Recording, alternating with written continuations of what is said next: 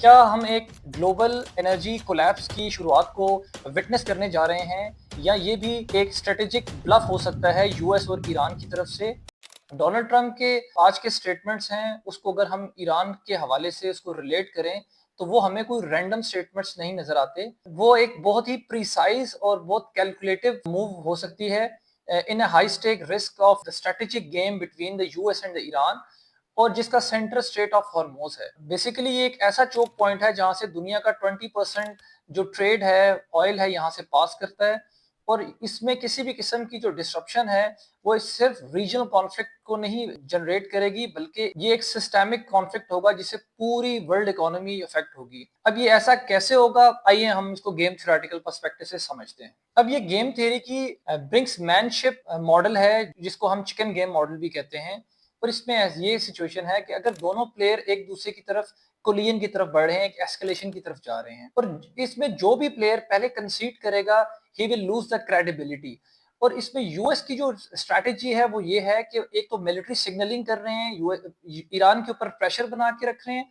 Secondly ये कि एक इकोनॉमिक प्रेशर ईरान के ऊपर बनाया जा रहा है। इसके बरक्स जो ईरान की स्ट्रैटेजी है वो ये है कि एक तो थ्रेट ऑफ ब्लॉकेड उन्होंने रखा हुआ है स्ट्रेट ऑफ हॉर्मोज पे, एंड सेकेंडली ये कि एक रीजनल एस्केलेशन की एक धमकी है या एक प्रेशर है यूएस के ऊपर। टेक्निकली दोनों पार्टीज वॉर तो नहीं चाहती, लेकिन दोनों ये जरूर चाहती हैं कि पहले जो उनका ओपोनेंट है वो कंसीड करे, ताकि वो इस गेम के अंदर विनर बनकर और एक क्रेडिबल प्लेयर बनकर वो ग्लोबल पॉलिटिक्स के अंदर उनका इन्फ्लुएंस इंक्रीज हो। तो क्या ये ब्लॉकेट क्रेडिबल है? जी हाँ, ये बिल्कुल क्रेडिबल है, लेकिन ये पार्शली क्रेडिबल है, कंप्लीटली क्रेडिबल नहीं है ब्लॉकेट। क्योंकि ईरान ये नहीं चाहता है कि वो स्ट्रेट ऑफ हॉर्मोज को कंप्लीटली ब्लॉक करे, और दूसरा ये कि इससे एक अनसर्टेनिटी क्रिएट होगी। अगर अनसर्टेनिटी क्रिएट होती है तो ग्लोबल मार्केट पैनिक करती है और ऑयल प्राइस हाई होती है। तो इस सिचुएशन को हम कह सकते हैं कि बेसिकली एक डेटरेंस थ्रू डिसरप्शन स्ट्रैटेजी है ईरान की, जो उन्होंने स्ट्रेट ऑफ हॉर्मोज के ऊपर एक ब्लॉकेट लगाई हुई है। तो सवाल ये है कि ट्रंप असल में क्या कर रहे हैं? यूएस प्रेसिडेंट है, जो भी मैसेज या जो भी सिग्नलिंग कर रहे हैं टुवर्ड्स ईरान, वो कोई रैंडम नहीं है और वो कोई प्योर एग्रेशन भी नहीं है, वो रैशनल है। अब वो रैशनल कैसे है?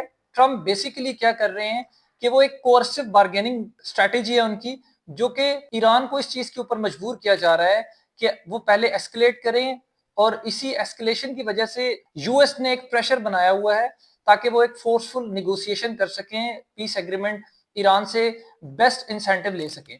सेकेंडली ये कि यूएस चाहता है कि ये जो कंप्लीट या फुल फ्लेज वॉर है उसको अवॉइड किया जाए, और इस सिचुएशन को हम गेम थ्योरेटिकल फ्रेमवर्क में कहते हैं कि escalate to deescalate strategy, कि आप थोड़ा सा एस्केलेट करते हैं ताकि पीस की जा सके, और आपने जो अपना अपोनेंट है उसको एक फोर्सफुल बार्गेनिंग करके, निगोशिएट करके उसको किसी ना किसी कंक्लूजन की तरफ लेकर आए। तो इसमें इस सब में ईरान का ऑब्जेक्टिव क्या है? ईरान का ऑब्जेक्टिव ना तो वॉर है, लेकिन पीस भी नहीं नजर आता। अगर हम देखें, ईरान इस वक्त एक रिपीटेड गेम स्ट्रेटेजी कर रहा है, जिसके अंदर वो जो इंटरनेशनल प्रेशर है उसको रेजिस्ट कर रहा है, और वो चाहता है कि यूएस की जो कॉस्ट ऑफ वॉर है उसको मैक्सिमाइज किया जाए, उसको इंक्रीज किया जाए। और थर्डली ये है कि वो वेट कर रहा है एक स्ट्रेटेजिक फटीक की, कि यूएस कोई गलती करे और वो उससे एक लेवरेज हासिल कर सके।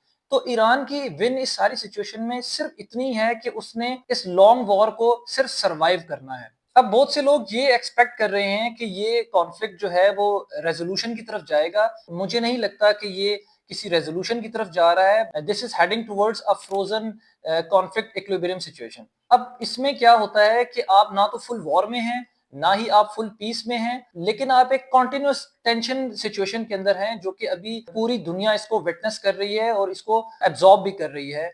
और उसके हम आफ्टर इफेक्ट्स देख रहे हैं कि ग्लोबल इकोनॉमी है वो बुरी तरह से अफेक्ट हुई है। और हम ये भी देख सकते हैं कि दोनों साइड क्या चाह रही हैं, एक स्ट्रेटेजिक बेनिफिट लिया जाए और एक लेवरेज ली जाए इस सारी की सारी कॉन्फ्लिक्ट सिचुएशन में, और एक विनर बनकर, एक विक्टर बनकर वो इस सारी सिचुएशन से बाहर आए। अब हम बात करते हैं इस कॉन्फ्लिक्ट सिचुएशन में ईरान और यूएस के बीच में जो भी चल रही है, इसका ग्लोबल इकोनॉमी के ऊपर इम्पैक्ट क्या है। सबसे पहले हम बात करते हैं ऑयल मार्केट्स में। अगर हम ऑयल मार्केट्स की बात करें, तो अगर सिंपल कोई छोटा सा थ्रेड भी होता है तो उसकी वजह से ऑयल प्राइस राइज होती है, एक अनसर्टेनिटी होती है। और उसकी वजह से सेकेंडली ये है कि जितनी भी इंश्योरेंस कंपनी है जो शिपमेंट करती हैं ऑयल की, उन्होंने जो कॉस्ट ऑफ शिपमेंट है वो काफ़ी ज़्यादा इंक्रीज़ कर दी है, क्योंकि वॉर का एक कंप्लीट जिसे कहते हैं थ्रेट है, जिसकी वजह से जो इंश्योरेंस है वो बहुत ज़्यादा हो गई है, और एक जो सप्लाई चेन है जो शिपमेंट की, ट्रांसपोर्टेशन की, वो उसमें एक अनसर्टेनिटी पाई जाती है, जिसका जो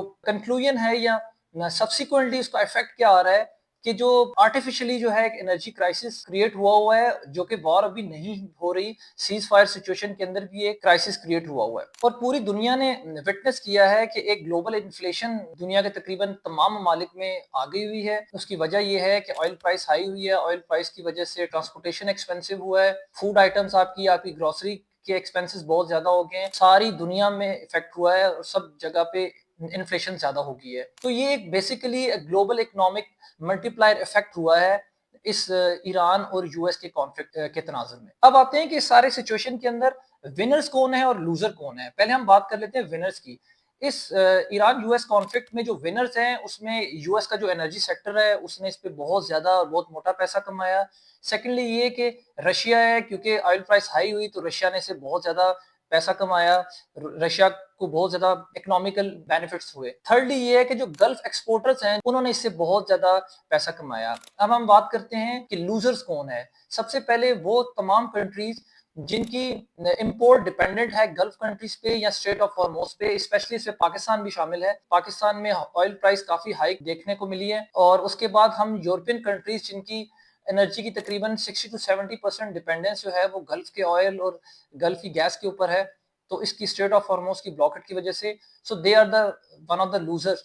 और जो डेवलपिंग कंट्रीज हैं उनके ऊपर भी जिनकी डिपेंडेंस स्ट्रेट ऑफ हॉर्मोज पे या गल्फ कंट्रीज के तेल या गैस के ऊपर है, तो उनकी भी इकोनॉमी बहुत बुरे तरीके से इफेक्ट हुई है।